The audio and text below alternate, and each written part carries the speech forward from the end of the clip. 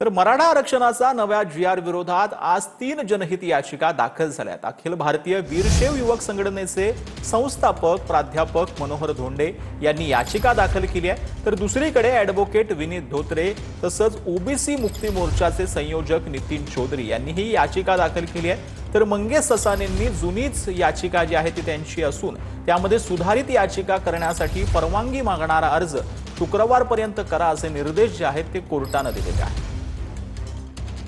जर तुम्हाला काही रिझर्वेशन तुम्ही ते देत आहेत तर as per the law it should be and as per the status also समाजाला 2 रूपाने आहेत आरक्षण, एक EWS एक SEBC पण आहे। तर आता हे तुम्ही का दिले नवीन आणि तुम्ही हे जर देत आहेत मग हे चौकटीत बसतं की ॲज पर द लॉ ह्यावरती तुम्ही स्पेसिफाय करावं, एवढी माझी ती म्हणणं आहे। राज्य सरकारने तो 2 सप्टेंबर 2025 ला जे परिपत्रक काढलं, या परिपत्रकातही घोळ करून ठेवला। म्हणजे परिपत्रक सुद्धा इमानदारीनं काढलं नाही। 2 कागद काढलेत, एका कागदात एक विषय, दुसऱ्या कागदात हे शब्द कळवले, त्याच्यात ते कळवले। म्हणजे सरकार तरी प्रामाणिक आहे का स्वतःच्या प्रक्रियेसाठी?